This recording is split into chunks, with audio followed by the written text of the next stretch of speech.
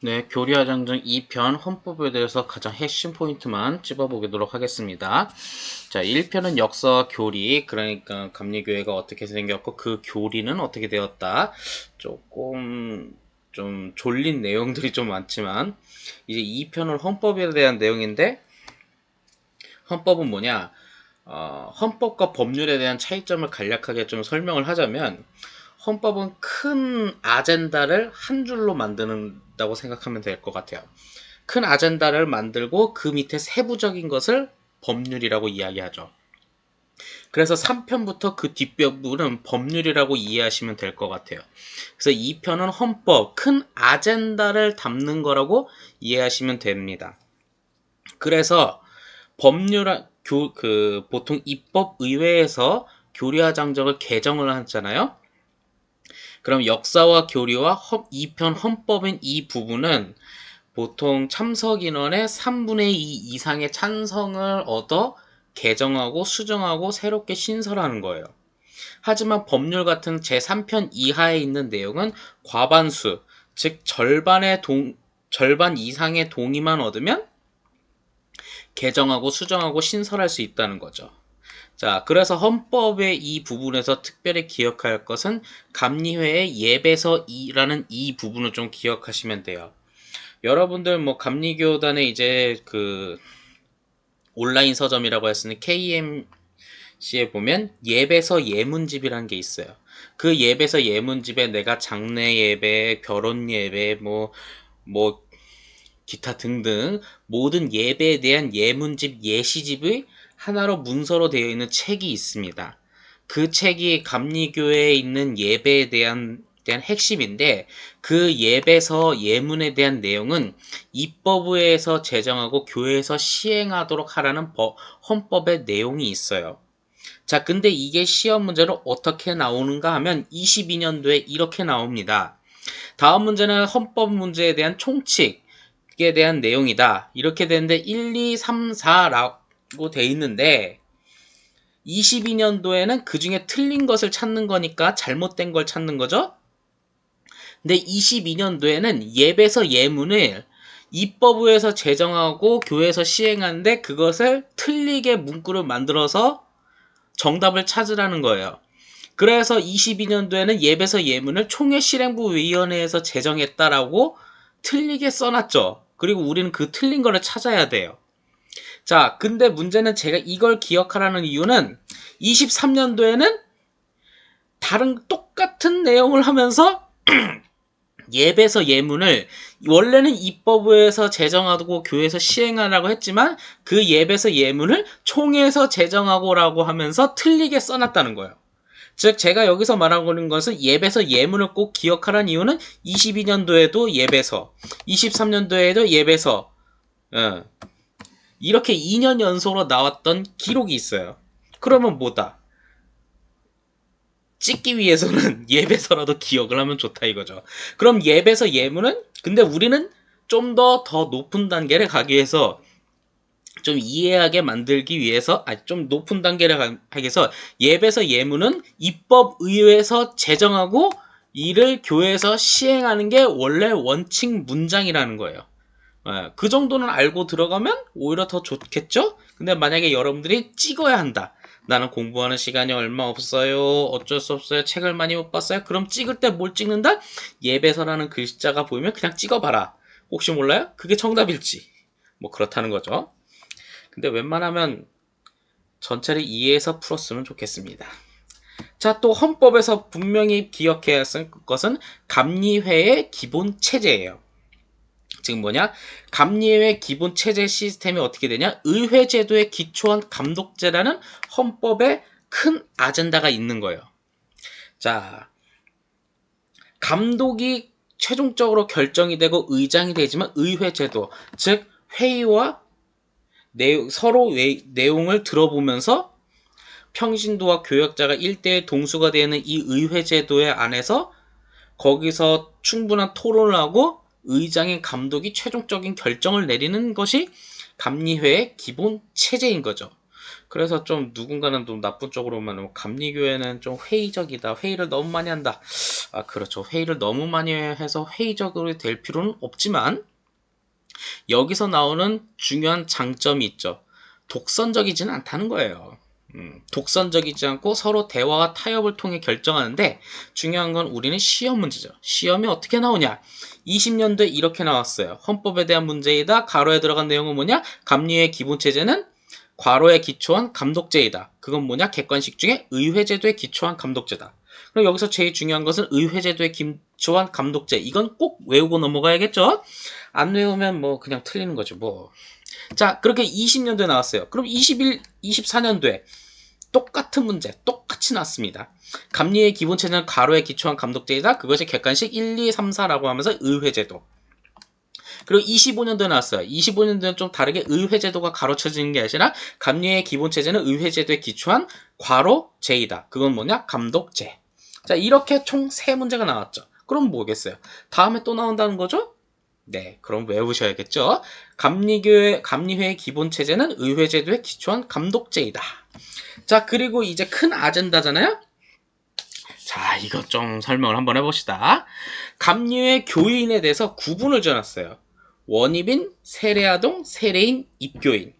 근데 이것을 그냥 어떻게 구분하면 되냐? 입교인은 세례받은 성인.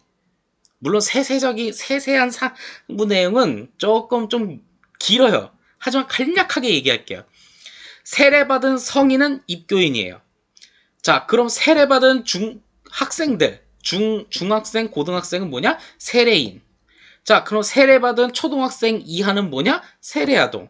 그럼 여기서 중요한 건 세례 안 받은 사람은 누구보다 원입인. 그리고 여기서 중요한 것은 입교인이겠죠? 자, 그리고 교인을 구분을 졌는데 이제 교인을 직분에 따라서 3개로 구분을 짓고 있어요. 그건 뭐냐? 평신도 임원, 사역자, 교역자예요. 그럼 평신도 임원은 뭐냐? 우리가 알고 있는 장로, 권사, 집사님을 말하는 거예요. 자, 그렇다면 사역자는 뭐고 교역자는 뭘까요? 교역자는 그냥 간단하게 한 줄로 설명하면 교단에 등록되어 있는 목회자라고 보면 돼요. 하지만 우리가 가끔 교회에 보면 신방전도사님 같은 경우가 있죠. 그럼 사역자예요. 자, 그리고 교육사라고 해서 기독교 교육학을 전공하면서 기독교 교육을 담당하는 사역자도 교육사라고 있는데 교육사라는 명칭을 요새 잘 안 쓰죠? 요새 교육사라는 명칭을 쓰는 교회가 있는지 모르겠어요. 자, 근데 그리고 나서 이제 교역자, 여러분들이 이제 수련목을 합격하게 되면 여러분들이 이제 사역자가 아니라 교역자가 되는 거예요. 거기에 교역자도 이제 단계가 4명으로 돼 있는데 연회, 정회원, 즉 목사님들을 말하는 거죠. 준회원, 즉 뭐냐? 목사 되기 전 단계에서 약 3년 동안 고생하는 준회원들을 말해요. 그리고 협동회원은 뭐 장애인 어쩌고저쩌고 한데 글쎄요, 보통 연회 때 제가 한 명 볼까 말까 하거든요. 그러니까 그냥 협동회는 외우세요. 그럼 서리교역자는 뭐냐? 자, 그 다음에 이제 서리교역자는 뭐냐? 우리가 정확하게 말하면 목사 안수를 받기 위해 3년 동안의 기간이 있어요. 근데 그 중에 3년 중에 이거는 좀 이걸 표시해야 돼. 이거는 좀 표시를 해야겠습니다. 어딨어? 잉크색, 좀 파란색으로 해요. 자, 우리가 보통 3년 중에 이것은 이 3년이란 기간은 1년 플러스 2년인데 그 중에 요 1년이 바로 서리교역자 요거예요. 그리고 나머지 2년이 이것이 바로 준회원 교역자를 말하죠. 그래서 보통 준회원 1, 준회원 2로 표현을 합니다. 예. 근데 이것이 살짝 헷갈려서 누군가는 어디서는 2년 과정이라고 하는데 2년 과정은 요거를 말하는 거죠. 네. 근데 여기서 좀 차이점이 있다면 시험에까지 그렇게 나왔는데 요것은 여기 1년은 지방의 소속이에요. 하지만 여기서의 2년은 연회 소속이죠. 그래서 여기 서리교역자에서 준회원 1로 넘어갈 때 보통 하는 말이 준회원 허입식을 한다고 합니다. 네. 그러니까 여기 1년에 시작되는 시점부터 뭐라고 준회원 허입식이 아니라 1년 동안 잠깐 서리 기간을 거쳐보고 얘를 연애 회원으로 받을지 말지, 목사로 그냥 교육하게 할지 말지를 1년 동안 지켜보는 과정이 서리 기간이라고 보시면 돼요. 또 요새 아무튼 그 기간이 있고, 그 다음부터 이제 준회원 1, 준회원 2 과정을 거쳐. 옛날에 준회원 4, 5까지 있었다고 하는데 뭐 옛날이고, 그 다음에 이제 목사 안수를 받는 거죠. 자, 근데 저는 이쯤 되면 이제 수련목을 준비하는 여러분들에게 이런 질문을 할 때가 있어요. 지금 신학 공부를 이제 하고 졸업 예정자인 여러분들은 여기서 도대체 포지셔닝이 어디지? 하는 생각이 들어요. 여러분들은 어딘가요? 교역자는 아직 아닌 것 같고, 신방전도사예요? 교육사예요? 교육사는 보통 교육사는 보통 기독교 교육학을 전공한 사람을 말하고 있거든요. 법전 원문에는. 그럼 여러분들은 장로예요? 권사예요? 집사예요? 그럼 여러분들의 정체는 입교인인가? 그래서 가끔은 신학을 이제 공부하는 사람들은 여기 중에 도대체 포지션이. 옛날부터 저도 참 궁금하기도 합니다. 그러니 그래요. 아무튼 자, 요 내용을 굳이 알면 이제 시험 내용은 어떻게 들어가냐? 자, 20년도에 나왔던, 사실 이 문제는 제가 좀 20년도 이전 거는 다 지워버렸어요. 예. 왜냐면 17년도에 전 이 시험 문제가 나왔던 적이 있었던 것 같거든요. 아닌가? 있나 없나? 근데 아무튼 2000년 이전 거는 지워버렸어요. 19년도 이전 거는 너무 자료가 너무 많으니까 좀 정리 좀 해야겠더라고요. 그런데 여기서 교역자에 대한 정의는 성도를 온전하게 어쩌고저쩌고 해서 어디로부터 특별히 세움을 받으니다. 감리회. 요건 한번 정답을 기억해 볼 필요가 있죠? 자, 그럼 이 문제가 20년도에는 이렇게 나왔다는 것은 교역자에 대한 정의는 한번 짚고 넘어갈 필요가 있다는 거죠. 하지만 두세 번은 나오진 않았던 것 같아요. 자, 그 다음에 이제 헌법에 대한 문제, 또 20년도에 이 문제가 이렇게 나왔어요. 교역자는 총 4개로 구분을 하죠. 연회, 정회원, 준회원, 협동회원, 그리고 과로. 그건 뭐다? 서리 교역자. 참고 요거 교육사는 사역자. 담임전도사가 사실상 옛날에는 명칭이 있었는데 지금은 서리교역자라고 사실상 보면 되는데, 예전에는 이게 정답이었어요. 예전에 이게 정답이었는데 지금은 그냥 공식적으로 이걸로 완전히 개정이 되었더라고요. 그리고 교육전도사, 여러분들의 포지셔닝이 맞는데 이게 사역자도 아니고 교역자도 아니고 도대체 정체성이 뭔지 그냥 그렇다고요. 네, 제가 진짜 수련목 시험을 공부했던 2016년도에는 이 내용을 보면서 나는 도대체 무엇인가라 어디지라고 하는 생각이 들었던 적이 있었습니다. 네. 자, 21년도에는 이제 요렇게 문제가 또 나왔습니다. 교인의 직분에 따라서 평신도 임원, 사역자, 과로로 구분한다. 그건 뭐였다? 교역자. 그러니까 즉 요 내용을 좀 명칭을 하나씩 이해하면서 내용을 여러분들의 머릿속에만 잘 입력하면 문제는 쉽게 풀 수 있다. 제가 아무튼 요 내용의 빨간색 글씨는 중요한 거, 파란색 글씨는 한 번쯤 짚고 넘어가면 된다. 빨간색 글씨는 다 외우고 넘어가세요. 자, 그리고 23 누가 톡을 이렇게 하고 있을까요? 그냥 넘어가겠어요. 자, 23년도에 3년도에 나왔던 문제, 원입인, 아무튼 교인은 원입인, 학습인, 세례하던 세례인, 입교인 이렇게 구분한다라고 했는데 이 중에 틀린 걸 찾는 거잖아요. 학습인은 원래 존재하지 않는 거예요. 그러니까 원래 있는 내용들의 이렇게 4개를 잘 구분해 두면 맞출 수 있다. 그런 거죠. 자, 그리고 25년도에 이제 교인은 원입인, 세례아동, 세례아동, 세례인, 카톡이 와서 그래. 그리고 괄호로 구분하시오. 그건 뭐냐? 입교인. 충분히 이것만 외우면 되겠죠? 자, 그리고 또 25년도에 감리교회 교인은 직분에 따라 평신도의원 괄호 교역자로 구분한다. 그 가의 정답은 사역자. 요것만 충분히 기억하면 요 25년도에 이 문제를 맞출 수 있다. 자, 그리고 감리교회 의회는 총 5개가 있다. 당, 누군가는 앞글자를 따라서 당구, 지, 연, 총 이렇게 얘기를 하죠.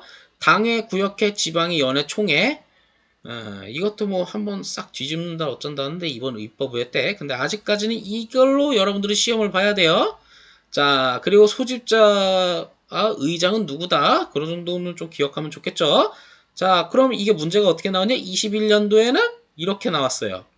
그럼 뭐야? 여기 순서대로 당회, 구역회, 지방의 연회, 총회 이렇게 순서대로 쓰면 되겠죠? 그렇게 하면 정답이다.